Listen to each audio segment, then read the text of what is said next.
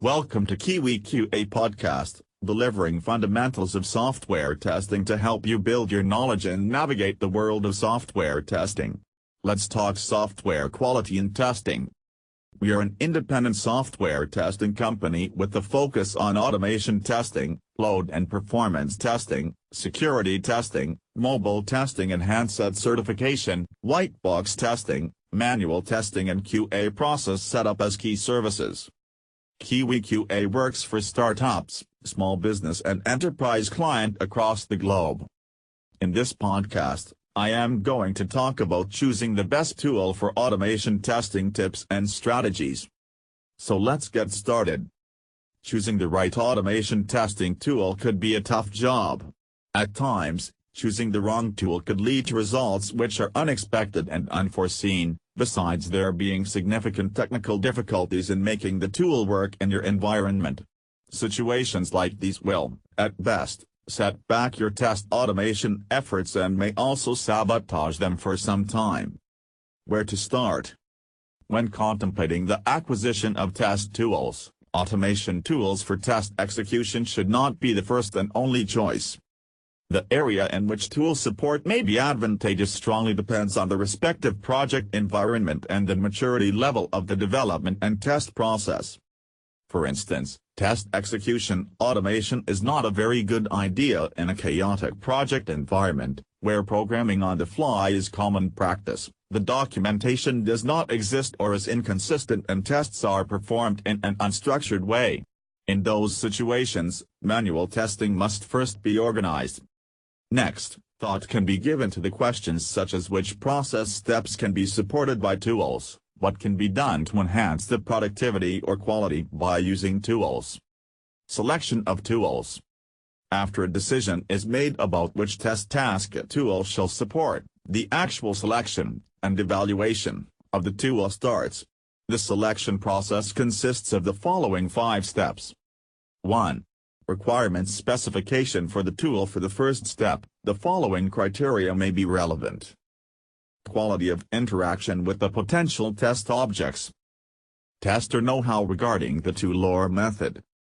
A possibility of integration into the existing development environment.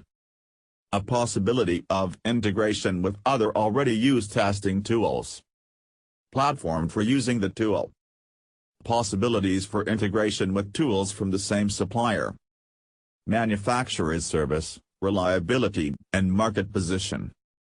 License conditions, price, maintenance costs. These and possible further individual criteria are compiled in a list and then weighted according to their relative importance. 2. Market research.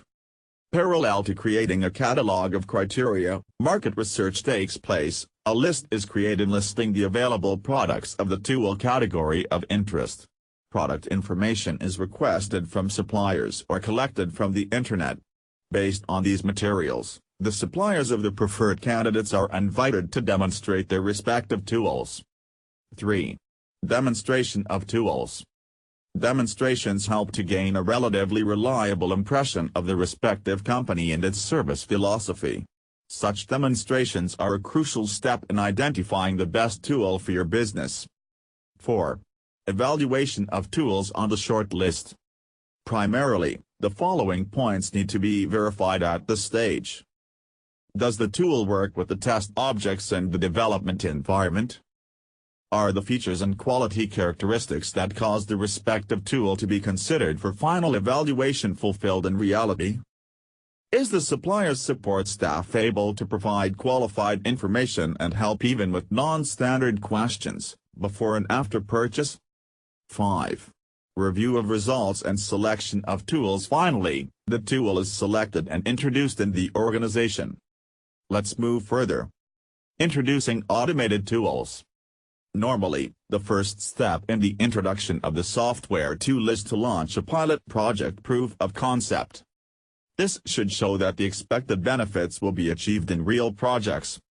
A pilot operation should deliver additional knowledge of the technical details of the tool as well as experiences with the practical use of the tool and experiences about its usage environment. It should thus become apparent whether and to what extent there exists a need for training and where, if necessary, the test process should be changed. Furthermore, rules and conventions for general use should be developed. These may be either naming conventions for files and test cases or rules for structuring the tests, and so on.